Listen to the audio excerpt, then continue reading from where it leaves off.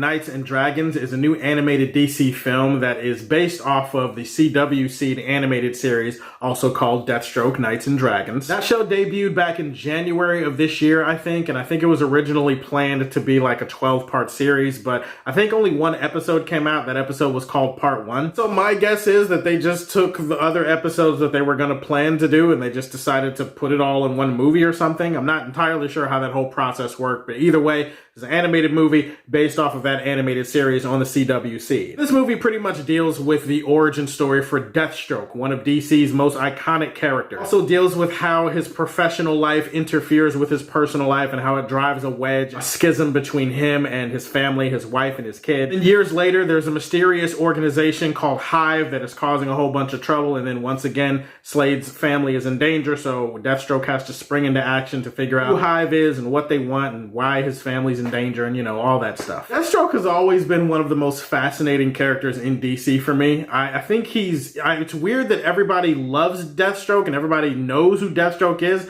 but I feel like sometimes he's still kind of underrated. Underrated in the sense that people really don't understand what this character is and how complicated he can be and also what he's capable of. My first exposure to Deathstroke didn't even come from the comics. I got into the comics for Deathstroke after I saw him on Teen Titans. Like, Teen Titans was my shit back in the day. I watched that show religiously. I was a preteen-ish. I was kind of becoming a teenager around the time that Teen Titans was airing, and there were only three things that I cared about in life. It was comics, Lord of the Rings, and ass.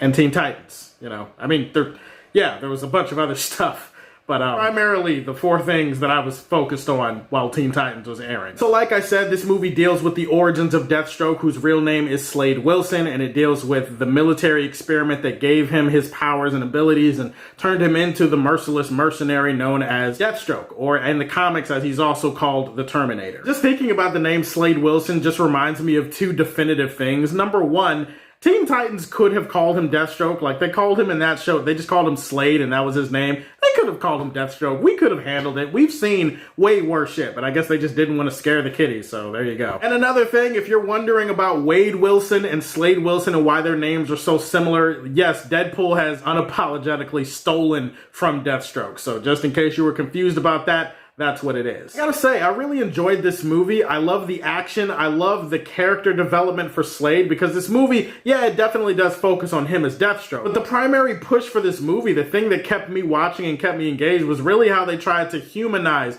Deathstroke. How they really got you an inside look at the man that Slade Wilson is. Like I said, Slade Wilson is a complicated person. He's a complex character. He does terrible things and he kills a bunch of people and he has no problem with bloodshed and war and all that stuff. He's also a character that has a moral center. He has a code. He has a line that he doesn't cross. He has a sense of honor. I gotta be 100% honest, Michael Chiklis is not the guy that I would have figured for voicing Deathstroke in a movie. Like, he's just, I look at Michael Chiklis and that's just not what I picture. It's weird enough that I look at Michael Chiklis and I just picture The Thing. Like, I don't know why. First thing I think of is It's Clobbering Time from back in 2005. So fuck me, I'm just weird that way. We want to shout out Sasha Alexander. She does the voice talent for Adeline Kane, or Adeline Wilson, depending on how you want to look at her, aka Deathstroke's wife, or ex-wife as she sometimes is portrayed in this movie. The action in this movie, really spectacular stuff. I love it when Warner Brothers Animation just throws caution to the wind and just doesn't give a damn, and they just want to make this shit as adult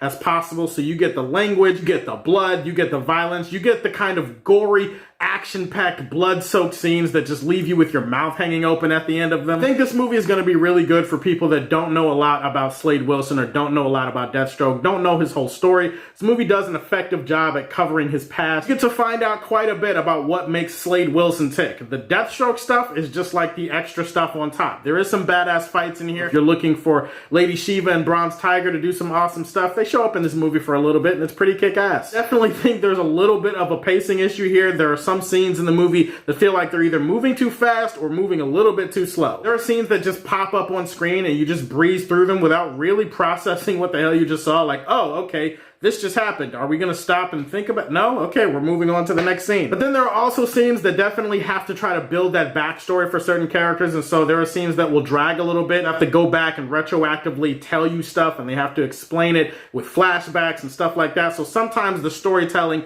is a little bit all over the place. The animation for the movie is good, it's solid, and especially shines during the more blood-soaked scenes, but I will say that there's nothing really visually interesting about the animation here. Also, I wish that the movie had done a little bit more to flesh out some of the villain characters in the movie. I'm not going to give any spoilers, obviously, but Lady Shiva, I wasn't as impressed with the voice work with her and some of the things that the movie decided to do with her character. I feel like we just didn't spend as much time with the villains in this movie because it was really more about Deathstroke and his family. We spent much more time on that drama. It's just one of those catch-22 things, like a bird in the hand and six in the bush, or however the fucking phrase goes. I feel like I just butchered that thing, but I don't know. Whatever. Maybe it's just one of those things where you're supposed to be in a win-lose situation. Deathstroke Knights and Dragons was a really dope DC animated movie. It has really good blood-soaked action scenes, and it has a character study movie for Deathstroke, and I hope that we get more of these type of spinoffs. Deathstroke Knights and Dragons was a pretty dope-ass DC animation. I'm gonna leave this one in the Silver Age for Man of Steel. Alright guys, those are my thoughts on Deathstroke Knights and Dragons. Tell me, what are your 10 favorite DC characters of all time? Put those in the comment section down below. Please like and subscribe to the Superfan Show, and as always, if you like what you see, tell me how you feel, and stay tuned to hear more from the Man of Steel.